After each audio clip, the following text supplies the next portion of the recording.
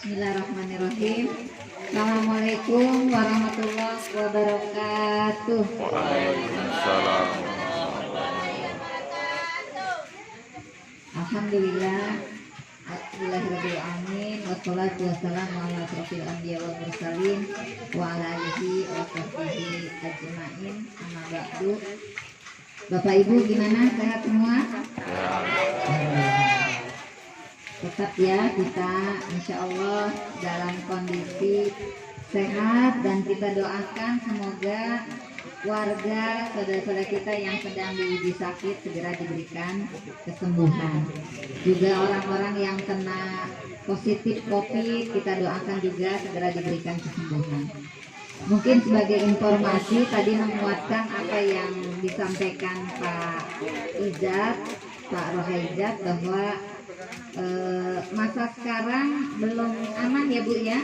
Ini hari ke hari malah bertambah.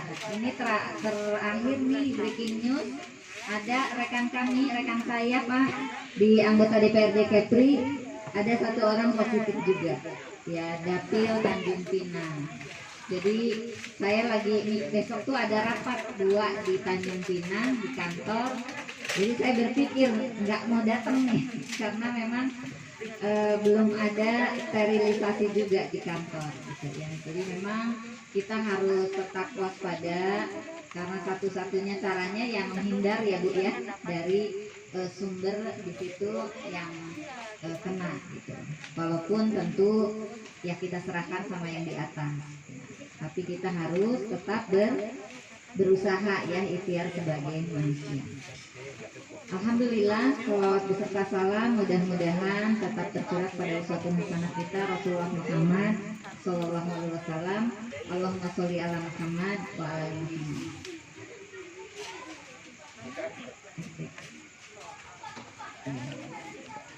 Yang saya hormati, saya banggakan Bapak Ibu, para tokoh masyarakat, juga warga RT berapa ini Pak? RT 1, RW 1. Kemudian ada tadi katanya Ketua Karang Taruna, mungkin beserta anggota-anggotanya, dan Bapak Ibu yang tidak bisa saya sebutkan satu persatu. Terutama ini Majelis Taklim An-Nur Barokah. Berapa anggotanya Bu? 26 ya. Semoga Majelis Taklimnya bertambah maju, ilmunya makin bermanfaat, dan kontribusinya untuk masyarakat makin meningkat. Dan yang tidak kalah pentingnya yang saya banggakan Bapak Rohaijat, anggota DPRD Kota Batam, Komisi 3, juga ada Bapak Yusuf. Beliau ini dalam rangka mengawal saya kayaknya. Beliau ini punya sekolah di Tiban ya Pak, di Yayasan Ulil Albab, Ketua Yayasan Ulil Albab. Bapak Ibu yang saya banggakan, tadi Pak Ijat sudah memperkenalkan sepintas. Saya sekarang masih diamanahkan di DPRD Kepulauan Riau, sama seperti Pak Ijat di Komisi 3, ngurusi infrastruktur, pembangunan, dinas perhubungan, masalah perhubungan, masalah lingkungan, dan lainnya. Jadi tadi kenapa saya jarang juga nampak berkeliaran di area sini ya.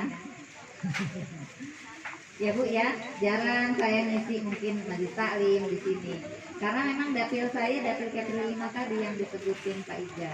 Jadi kalau ibu-ibu tanya di Sagulung, ya saya sering berkeliaran di sana. Kalau reses pun saya di sana gitu ya. Jadi terakhir saya reses di Tanjung Uma waktu dapilnya masih 1, yaitu Kota Batam ya, tahun 2008 kayaknya, 2007 apa 2008, pada masa periode pertama saya PAW-nya Pak Ria.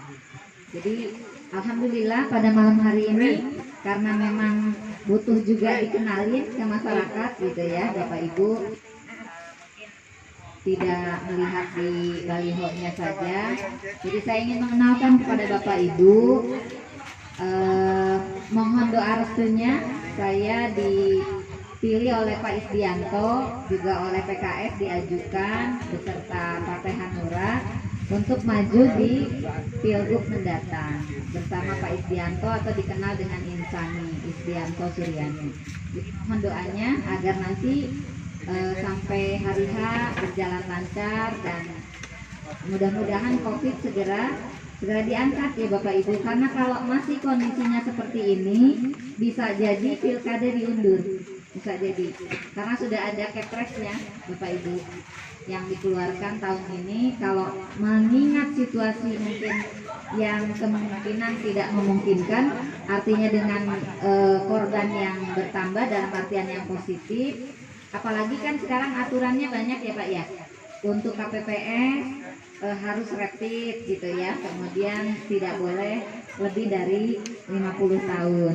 Nah, saya dapat keluhan nih dari para ketua RW, RT, banyak yang mundur katanya anggota KPPS, karena kalau di rapid reaktif kan harus ada ininya, harus ada terusannya gitu ya, harus diperiksa atau isolasi mandiri dan sebagainya. Jadi ini juga tantangannya. Nah, kita lihatlah, semoga sampai akhir akhir November menjelang hari H ini makin menurun gitu ya, bahkan semoga jadi hijau gitu ya. Kemarin kan sudah diklaim hijau zonanya ya Pak ya, terus muncul yang Corona Jilid 2. Nah, Corona Jilid 2 malah semakin ini kayaknya Pak, semakin apa ya, cepet ya, karena banyak OTG Bu, banyak orang tanpa gejala, nggak demam, nggak batuk, ternyata di swab positif gitu. Nah, ini yang kita juga khawatir, kumpul-kumpul orang tanpa gejala gitu. Oleh karena itu satu-satunya jalan ya kita patuh protokol kesehatan, kemana-mana pakai masker, tidur nggak usah lah Bu ya, tidur nggak usah pakai masker. Terus nggak usah, kalau sama suami mungkin nggak usah jaga jarak lah ya. Tentang jaga jarak, suami di sini ya Bu, istri di ujung gitu ya. Nah, kalau keluar rumah kepada anak-anak kita yang agak sulit, anak-anak nih Bu, yang agak sulit anak-anak ya, mau main udah bosen selama ini di rumah gitu. Jadi sekali lagi, ayo sebagai warga masyarakat kita patuhi protokol kesehatan. Saya kemana-mana juga, saya mohon maaf ngomong selalu saya ini kan ya, karena saya tidak tahu.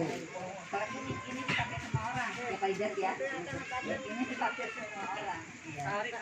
Kemudian yang berikutnya Bapak Ibu terkait alhamdulillah pemerintahan Provinsi Kepri juga peduli dengan penanggulangan COVID, walaupun kan ini tidak direncanakan Bapak Ibu musibah ini, sehingga tidak ada anggarannya khusus. Tapi ya tadi seperti kata Pak Ijat, ada namanya refocusing, dialihkan, dipotong untuk penanggulangan COVID. Nah, salah satunya untuk pengadaan awal-awal itu Pak, alat pelindung diri ya, APD untuk para tenaga kesehatan ya, kemudian juga pembagian masker dan juga sembako untuk seluruh Kepri kalau APBD Provinsi Kepri, kalau Kota Batam untuk Kota Batam ya. Kemarin yang tahap 3 mungkin di sini yang ada yang nerima kan Bu, yang tahap 3 dari Provinsi Kepulauan Riau, artinya dari APBD Provinsi Kepulauan Riau. Dan ternyata memang kalau DPR Kota Batam anggarannya yang untuk pembangunan hilang, bukan hilang ya, artinya nggak bisa dilaksanakan, tertunda. Alhamdulillah kalau Provinsi Kepri tetap jalan, Ada jin. potong. Misalnya untuk semenisasi dianggarin 200, potong 20 juta. Sangat berbahaya rapat hari ini. Untuk bantuan Dia bilang hilang lah Bu, kecewa rakyat nih. potong. Kecewa kami Bu. Kegiatan-kegiatan gitu dipotong. Tapi tetap bisa jalan, masih bisa jalan.